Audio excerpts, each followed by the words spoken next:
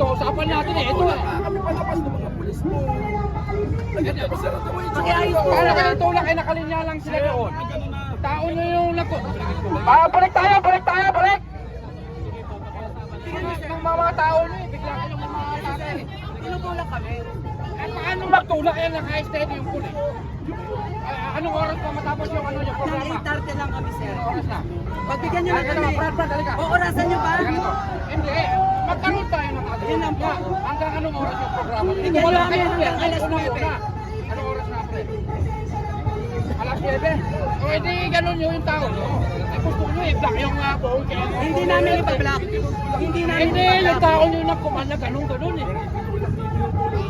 Maayos Kasi kami ganito, kausap sir. ha. Ganito, sir. Huwag nyo ko kaming takpan at huwag nyo rin ko kaming titulakin. Ayaw huwag nyo nga, tundan nyo yung usapan natin. Huwag nyo kaming takpan. Pinayasan nga namin kayo na mag-program eh. Ha? Pare. Okay na, oh. Pag hindi nyo latas yan, pabubuha ko kayo. Ha? Sir, huwag nyo kong bantaan, sir. Hindi, kinabinabantaan. Ginagawa namin ang trabaho namin. Ha? Ayos na eh. Kaya nga, maayos yung usapan natin. Ayusin natin. Yan ang ano natin, boundary natin, Maki. Nagsasak na tayo. Lalaki to lalaki.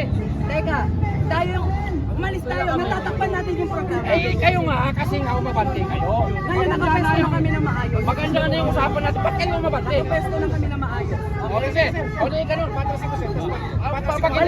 Balik tayo dun sa uli natin na usapan. O, dyan, sa linya na yan. Balik lang. O, maximum, alas 9. Ay magkaroon ng commotion. Kaya ano muna lang. Opening na para sa ito lang kayo para wala. Release na ba kayo? Ano nyo eh?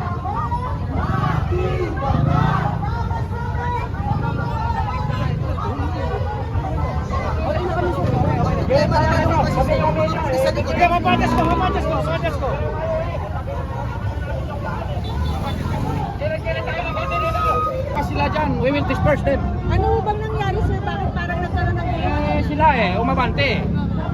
Kaya kinausap ko yung leader nila. Hindi yun yung usapan. Magbigay tayo ng traffic sa mamamayan, hindi yung harangin natin yung buong Commonwealth. Sir, hanggang anong oras natin sila papayagan dito sa Philcoa? Hanggang alas 9 dito.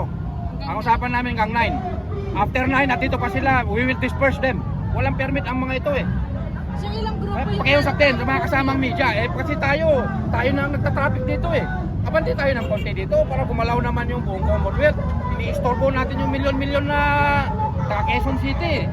Pati tayo, yung mga pakiusap lang mga media, bukod sa napakadelikado dahil wala kaming pulis dyan, kumilit tayo ng konti. Baka mamaya masakit pa kayo dyan. Sige, sabihan niyo yung mga kasama niyo, kumilit ng konti.